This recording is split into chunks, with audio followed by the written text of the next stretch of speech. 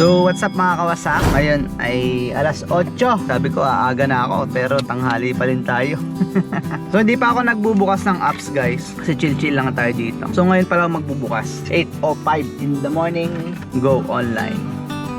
So di ba kahapon sarap ng biyahe natin, anong oras lang, alauna pa lang nasa bahay na tayo, pero commit na tayo ng 3,000 minus gas at toll na 1,000, may 2,000 pa tayo, tapos hulog maintenance 1,000 is meron pa tayong 1,000 na net, no? Pagpalagay na ibawas natin sa maintenance yung 1,000, edi 200, 800, may 800 pesos tayo sa 5.5 hours kahapon. So ngayon, online na tayo, pero doon ulit ako pupunta sa kung saan tayo nagsimula kahapon, sa may ilalim ng puno ng acacia. So parang swerte ako doon eh. So mostly, nung nakatambay ako dati doon guys, naglalalamog pa ako, is wala akong makuhang booking doon. Sa Lalamove yun ah. Tapos may mga nakakasabay ako doon na nakatambay na mga nakagrab din. Wala pa din silang makuha. Almost 1 hour, 2 hours sila nag-aantay doon bago sila makaalis. So yun, nakakakwentuhan ko sila. Ano? Yun ang kagandahan kapag delivery driver ka or TNBS is hindi naman sila nagkakalayo. Parehas lang silang nasa kalsada, kaya kapag kami nagkakatambayan, nagkakakilanlan, anong ginagawa mo? Sila nag-grab, ako naglalalamove dati. So yun, nagkakakwentuhan kami. Sabi ko ako dati nag-grab din, pero bala ko ulit bumalik sa grab, mga ganun na.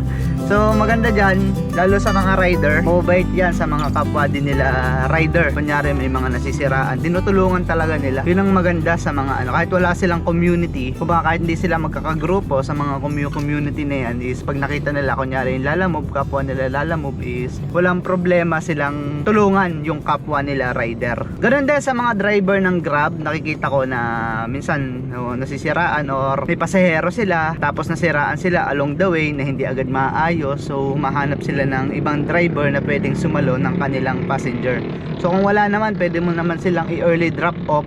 Yun nga lang, talo ka sa sa komisyon, kakaltasan ka ng komisyon, tapos syempre kakahiya namang singilan mo nang hindi naman naihatid sa kanilang pupuntahan. So doon na lang i-rebook yung Grab sa iba papunta doon sa destination na pagbababaan talaga ng ating mga pasahero. Ngayon punta muna tayo ng ating tambayan. Ay nako, patagal ng patagal, patamad ng patamad si Kawasak. Ako lang ba dito yung tamad bumiyahe? Although wala naman pa akong pamilya, pero sa puntong ito is parang hindi pa ako ready magkapamilya sa mga ginagawa ko sa buhay. Tulad nito, kita mo, kayang-kaya ko naman bumiyahe maghapon, pero hindi ko ginagawa. Pag kumita ako ng konti, okay na yun, uuwi na ako. Yung ganon. So ewan ko, patagal ng patagal, patamad ng patamad si Kawasak. Pero that's life, iba-iba tayo ng mga gustong gawin sa buhay. Kasi ako lang naman is like ko sinasabi, nag-aantay na lang ako ng aking pag-alis. Di ko kaya yun, everyday kang bibiyahe, everyday kang makikipagsapalaran sa lansangan. Hindi tulad pag nasa kumpanya ka dun sa ibang bansa, is papasok ka ng alas 8, lalabas ka ng alas 5, and that's it. Ang sahod mo malaki, tapos Sabado Linggo rest day ka pa. So feeling ko sa Grab naman kasi guys is talagang may future ka, talagang masipag ka, masinop ka, matyaga ka. Pero kung tatamad-tamad ka katulad ko na kapag kumita lang malaki ngayon, tamad na ako bukas, so yun, dun ako natatalo. Kumbaga parang baliwala din, no? Minsan nga mas mataas pang kumita sa akin yung mga MC taxi yung mga nakamotor, Move It, Joyride, Angkas, ganyan. Kita ko sa mga post yan, nakaka 1.5 maghapon. Ako minsan 1.2, gusto ko na umuwi, naka 1,000 ako, okay na. Naka 1.5, okay na. Kita mo yung mga MC taxi, magkano lang hulog ng motor nun. Kung hulugan yung motor, paano kung sa kanila pa yung motor? Di wala silang bayad. So guess what? Guess where? So nandito na ulit tayo sa ating tambayan, kung makikita nyo guys. Ito puro puno dito, kaya masarap tumambay. So ngayon kasi taglagas pa ata, kaya kakunti pa yung dahon. Medyo ano nga yung dahon nito, medyo kakonti. Pero kapag yung mga April ata, ewan ko kung anong month yung mga tagsibol na gayaan, ano yung mga spring season, is talagang maano tong lugar na to, makapal yung dahon nitong mga puno na to. Ano puno to? Nara ba to o acacia? Parang acacia to bubo ko dun, di ko alam kung ano yung puno ng acacia at saka nara. So yan, wala pa tayong booking. So kahapon may kinita tayo na 75 pesos plus 3,000 Kasi paano ba naman, oh, kita mo, yesterday's earnings, 75 lang. Oh. Kasi paano ba naman, eh, bago nila i-cancel, eh, umusap muna kami. Nag-usap-usap muna kami nung para dun sa kontrata na kinontrata ko na kasi eh. Sayang din naman, no. Eh, bago nila i-cancel, tinapos muna nila yung usap. Sabi ko, i-cancel na agad kasi wala pang 5 minutes, pwede pa yan. So yun lang mga kawasak, antay-antay ako dito ng booking hanggang magkaroon. Sana magkaroon, pero siguro mga 9 o'clock kung wala is di pa tayo ng kahit Dasma or Imus, medyo may booking na doon. So yun mga kawasak,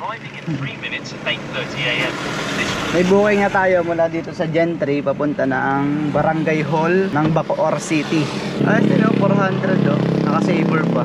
So palamigin muna natin yung ating kotse. Importante yan, ating pabango. First booking in the morning. Guys, punta siyang Bacoor. Oh my god, saan ang daan ito? Sa Malagasang, sa Aguinaldo. Alright, pwede na. Alright, first booking. Let's go. 1 kilometer away yung pick up guys, papunta doon. At ang pasahero natin ay lalaki, si Sir Jason. Kita mo, hindi pa ako nasisira dito sa lugar na to, kaya siguro okay lang din na mag-start ako ng alas 8, no? Tamo 8:28 pa lang, pero may booking na tayo. Kalahating oras pa lang yung kalahating oras pa lang yung inalagi natin doon, pero nagkaroon na tayo ng booking. So pinakamaganda kahit di siya Manila is papunta ng Bacoor ay madami din namang pasahero sa Bacoor guys. Madami ding nagga-grab doon, Bacoor at Imus, tapos Dasma. Dito sa Gentry, konti-konti lang yung booking dito eh. Pero doon sa Bacoor at Imus is medyo, no? So magkabiti na lang kaya ako ngayong maghapon, no, siguro.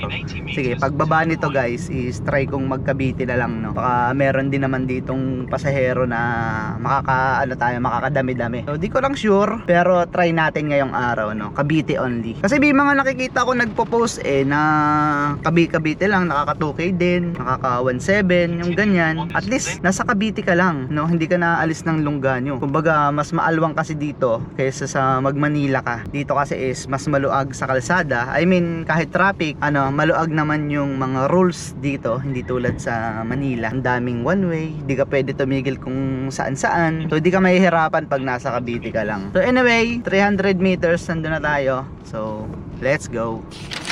So, mga kawasak, na i-drop off ko na dito sa Bacoor, Cavite. So, ang hirap ng dito. Ang sikip! Grabe ba?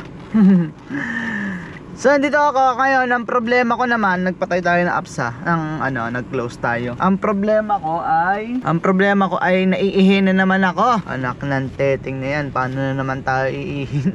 Subdivision to, di bali kung ano lang to yung tagan, yung mga gedli, yung mga damo-damuhan, pwede tayo umihi. So wala tayong iihian dito. So hindi ako nagbubukas ng apps kasi mamaya mapaihi tayo mamaya tayo bubukas pag nakaihi na tayo guys. So hindi ko alam kung saan ako iihiin. First booking 406 at wala akong maihian. Hindi ko alam kung saan ako iihi. So yun lang. So bala ko ngayon magkabite muna so tatry muna natin na magkabite kung okay din naman ba yung kita dito. Kasi may napapanood din naman ako sa ibang vlog na sa Cavite lang sila nag-uuli-uli sa Cavite lang sila bumibiyahe. So try natin ngayon kasi anong araw ngayon, Wednesday. Malay mo naman is ayos din dito sa Cavite, di ba? Success guys, nakaihi tayo. Dito tayo umihi So nakita ko sa ibang driver kasi guys is kung umihi sila is binubuksan tong likod na pinto tapos dun sila umiihi sa ilalim. Okay din pala hindi ka masisilipan. Kasi dati ginaya ko yun, dito umihi sa passenger seat dyan. So yung windshield natin sa unahan wala namang tint, kitang-kita. So yun, ngayon natutunan ko sa likod nga pala is hindi ka kita, hindi ka masisilipan Syempre nakakahiya din naman na makita ng iba yung itinatago-tago mo. O di ba? Doon pala sa likod is safe na safe. So ngayon nagbukas ulit ako ng application. Hindi ko alam kung lalabas na ba ako dun sa highway or dito muna So maganda kasi yung place dito May natambayan tayo Kaso nga lang mainit, hindi tayo makakapagpatay ng makina. So try natin maya-maya. So guys, Nagkamali tayo. May na-accept tayong booking papunta ng Metro Manila. Manila Arena ba yun? So daan tayo ng Cavitex, Skyway. Ang layo guys, Santa Ana, Manila. So hindi natin na magagawa yung yung Cavite only. So siguro sa natin gawin yan. Bukas, Thursday, pag sinipag ako bumiyahe, Cavite only So ngayon is may nakuha naman tayong booking. Nag-opportunity alert sa akin So sayang din. Kinuha ko na para at least pagdating doon, nakaset di tayo pabalik.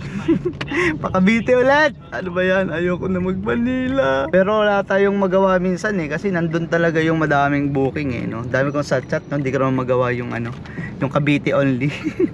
Kunti lang din naman kasi pasahero dito. So anyway, try natin kung gaganda ba yung booking natin ngayon sa kinuha nating booking ito pa Manila guys no. Then guys, may kinita tayo 1128. So nandito na tayo sa Gilpuyat Avenue guys. So pagkababa ko doon sa Santa Ana, Manila is may nakuha tayong Gilpuyat. May nakuha tayo papunta dito. So ngayon, wala akong pasahero. So abang-abang muna tayo dito siguro kahit mga 3 minutes no. Kaya nga kanina ang traffic guys nung papunta, ayaw pa niya magpa-skyway nung galing Bacoor papunta ng Santa Ana. Pwede mag-skyway sobrang luag ng skyway kanina. So ayaw niya. So yan, saan ba ako? Punta ako ng Cavitex. Ng PTEX. So maganda lang dito guys is meron tayong Grab. Meron tayong tawag doon split screen no dito sa ating cellphone. Kaya pwede tayo magsabay ng apps na nakabukas, yung Waze at yung ating Grab. Kasi anong oras na guys? 11:33. Medyo nagugutom na din ako, tapos naiihina din ako as usual. Kaya okay lang siguro magtambay tayo sa PTEX. Kahit hanggang mamaya na tayo dun sa PITX guys no. 46 kilometers na yung ating natakbo. 7 kilometers yung PTEX okay na. Tipid naman. Gapang-gapang lang. Kesa dito bawal tayong pumarada ng basta-basta dito no parking nakalagay. So di naman natin kabisado ang Manila. Ang yayaman ang mga napasok sa Lasal Grabe, papasok ng nakakotse pa Gaganda. Walang mga biyos-biyos.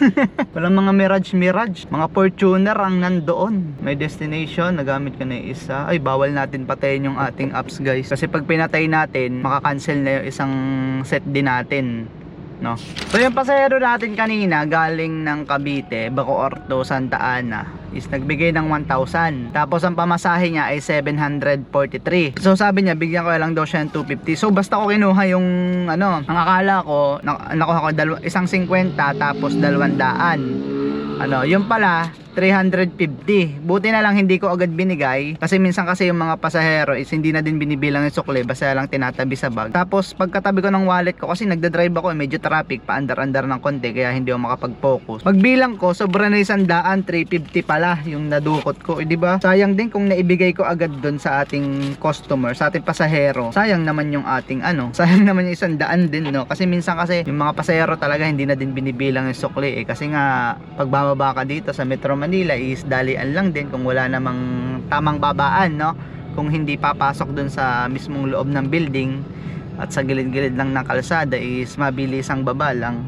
Kadalasan is hindi na binibilang ng ating mga pasahero yung sukli. Kaya ngayon payo ko lang kapag magsusukli kayo is bilangin maigi no, kasi ako muntik na kanina. So yun, wala pa tayong passenger. Ano ba yan? Tatatlo pa lang yung booking natin ngayon guys 3 bookings, isang 400, isang 569 at isang 153. So sana maka 2,000 man lang no. Sana. Hindi tulad nung guys, ang sarap ng biyahe ko nung December. Grabe, sobrang sulit yung biyahe ng December guys. As in, mayat-maya yung pasahero ko. Hindi na nga ako makaihi nun sa dami ng pasahero. Kahit sa Cavite, kita mo ngayon pa sulpot-sulpot lang yung biyahe sa Cavite. Pero noon ay grabe nung December. Sobrang sulit ang mag-grab nung holiday season. Basta month of December, tsaka yung nagumpisa yung bare months din. Solid. Ito PICC nasa PICC na tayo. So congrats nga pala kay Nicole kasi ngayong January 20 is papunta na siya dyan sa PICC para manumpa ba ang tawag doon. Opya, may nangangamera. Kita ko may nag-ano ng speed. May namamaril.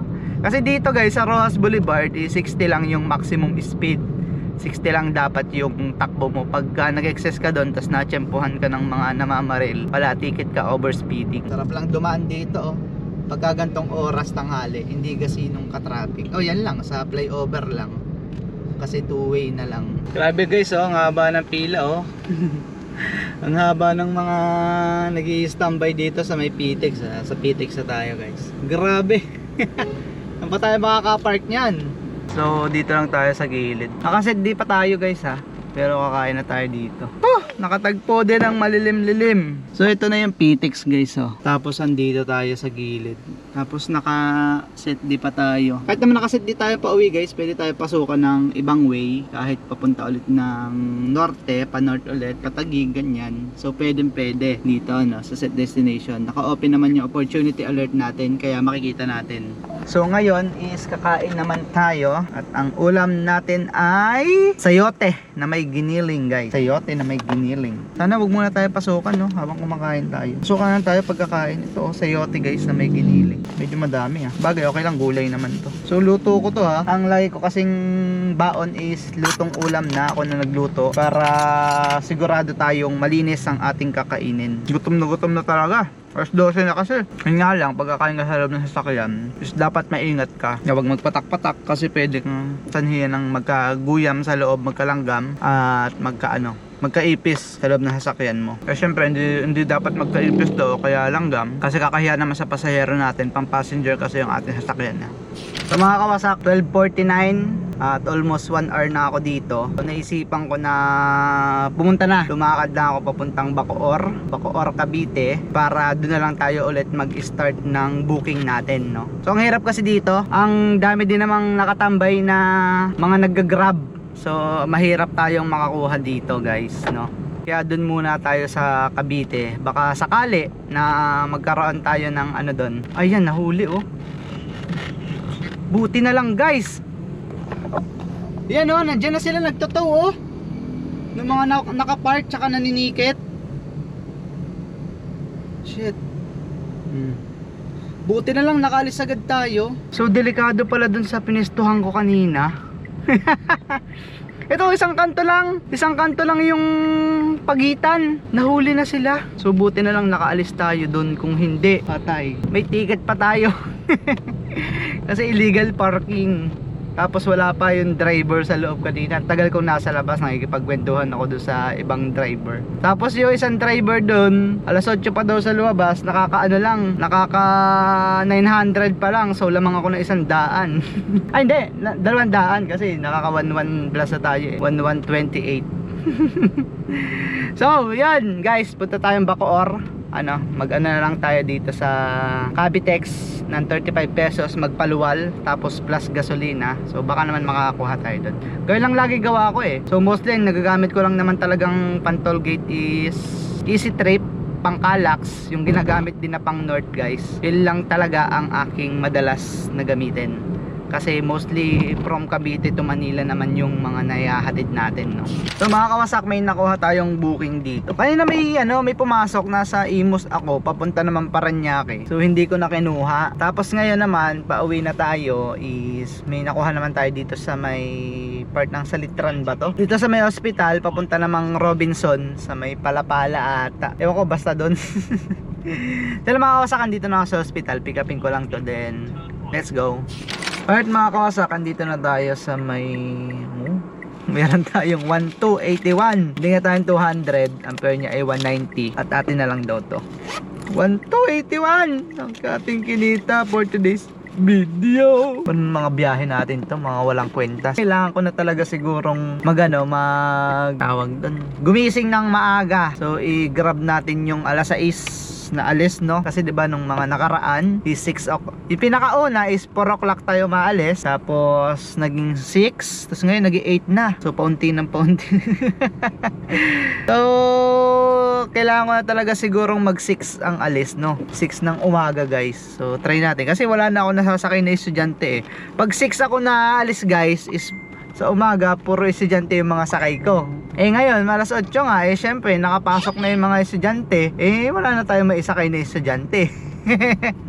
So ngayon, malapit na ako sa amin. Ito malapit na kasi sa SM Dasma to eh. Ito, pumasok lang tayong konti sa subdivision, sa isang parang mamahaling village dito eh. So yan, diretso na tayo sa atin. Pero nakaset di pa din tayo. Malay mo, may makuha tayo. Kaya may pumasok na booking na around Cavite lang, is pwede natin kunin yon, diba? So yun lang mga kawasak. So pag wala tayo nakuha, diretso tayong gasoline station. And yun, tingnan natin magkano magagas natin. Kasi 1 bar lang inabawas. Siguro around 400 to sa 1 bar na to. Or wag naman sana mag 500. Magkano na lang matitira sa akin? Kulang pa pang hulog. So yun, let's go. Ganyan talaga ang buhay. Pag tamad, walang ano. So wala eh. May nakausap din naman akong mga grab drivers doon. So tumal na talaga ngayon ulit. Back to normal na tumal. Unlike nung December, talagang mananawa ka sa pasahero. Yun nga lang, napaka-traffic. So ngayon, wala. Nga. Nga. Kaya alis na lang tayo ng Pilipinas, doon tayo sa ibang bansa makipagsapalaran ulit. Di ko lang alam kung kailan matutuloy, pero maybe ngayong kalaghatian ng taon ng 2025 sana matuloy na tayo. In Jesus name. So di ko alam kung ano nang gagawin ko. Uwi na ako. Grabe naman guys, sa totoo lang, utang ng biyahe to. Sala yung biyahe natin ngayon. Magkano lang yung atin ngayon guys? Bali pagpalagay mo na 781, 8, 9, 10, 11, 12, 1, 2 o 6 hours, 800, hindi, 781. Alam nyo kung bakit? Kasi tingnan nyo yung kita natin, 1,081, 1,281. Tapos yung naigas natin is 500. Doon nag-automatic sa 590. Goals tayo ngayong araw. Di bale, nangyari, ito 500 nga, sakto. So, nangyari guys, 1,281 minus 500 equals to 781. Pagpalagay na 800, kasi may tip-tip pang kanina na 11 at saka 7 pesos ata. Pagpalagay na 800. Oh my godness, 800. Para ka lang nag-OT. Maghapon sa company na may OT. Pero by the way, alas 2 pa lang naman is nandito na tayo sa atin. Nandito. Sa gasoline station pa tayo, pero malapit na to sa amin. Palugi ng palugi. So sabi ko nga sa inyo, jackpotan lang yan. Sa katulad ko namang walang tiyaga, ay wala talagang nilaga. So kumbaga ang okay na biyahe ko talaga ay tsempuhan. Ewan ko kung bakit, dahil gusto kong sipauwi na lang. Kanina, sana tinanggap ko na lang pala yung papunta ng Paranaque, Ang gusto ko kasi ang mapuntahan mga bandang bandang Taguig, yung mga ganong biyahe papuntang Makati, ganyan. Tuloy-tuloy yung bookings dun kahit pa 100 plus lang, ganon. Pero tuloy-tuloy, Di tulad dito, ang lalayo nga, kaso nga lang ganon lang yung natin, kita. Tangin ng biyahe yan. Kung may nanonood na grab driver sa akin, tatawanan lang ako sa aking mga kinikita. Wala ayoko din ganong kasobrang pagod guys Ngayon nga lang, inaantok na ako yung likod ko nananakit na. Tapos delikado pa sa kalsada So kanina, buti na lang hindi tayo naabutan nung nagtotow. Kung hindi, another problem pa yan. Magkano din kasi yung ticket niyan pagka natikitan ka na sa 1,000 din ata. Di ba kung natikitan tayo doon tapos ay 700 ng ilan ba 800 na nga yung kita natin di negative 300 pa tayo. Okay lang yan. Bawi na lang next life. Buti na lang may vlog tayo na kahit papaano is nakakatulong-tulong guys. Diba? So yun lang mga kawasak. So good vibes pa din kahit na kakunti lang ang kinita. Kahapon paldo sa 600 pesos nating gas, kumita tayo ng 2,000 net kahapon, Kumbaga 3,000 gross minus 600 gas at 400 na toll equals to 1,000. Tapos 3,000 minus 1,000 is 2,000 pesos at yun yung ating. So sabi ko nga, kahapon yun, hindi ngayon. Iba yung kahapon nakita, iba yung kita ngayon. Kahapon kasi naka-jackpot lang tayo Kasi kung kay Grab din naman nakabook yun, kunyari wala namang per na 3,000 kay Grab Mostly nasa 1,500 lang, ganun kataasan 2,000. Ewan ko, pinakamalaki lang nagbayad sa akin dito 1,600 Tapos nasa 1,100 lang yung akin doon. Or kahapon naman inarkela naman tayo. Kumbaga usap na naming dalawa yun, personal na usap. At labas na si Grab doon. So yung 3,000 sa atin na walang komisyon. So ngayon 1,281 palagay na 1,300 minus 500 ano lang 800, okay pa rin. So by the way, hanggang dito na lang guys, at ako ay malapit na sa amin. Ganun lang ang diskarte, wag niyong gayahin yung diskarte kung laging si pauwi na. Si pauwi na. Wala ka talagang kikitain ng malaki kung lagi ang gustong si pauwi na. Biroy mo 6 hours pa lang naman ako, pero ang gusto ko lagi ay umuwi na. What more kung maka 8 hours tayo, 'di ba? Ang laki, kaya din naman nalakihan tayo sa gas guys, is sobrang traffic kanina, tapos sobrang init, nakalargado yung ating aircon kapag may pasahero. Ayun, kaya kumonsumo talaga ng gas, unlike kahapon na tuloy-tuloy naman yung biyahe, nag-uulan pa, kaya konti lang yung aircon natin nun. Tapos dire-diretso pa expressway hanggang Startol Way. Pala, SLEX, Startol. Kaya napakabilis ng biyahe kahapon balikan. Kahit nasabihin mong mas malayo, yun, tama, tinakbo lang natin yun 88.5 kilometers, kahapon ay 170 plus. Parang 100 ang diferensya ng gasolina. Kasi mas maganda talaga, mas matipid talaga ang sasakyan pagka tuloy-tuloy yung andar niya, hindi yung tigil andar sa traffic, no? So yun lang mga kawasak, ride safe always and peace out.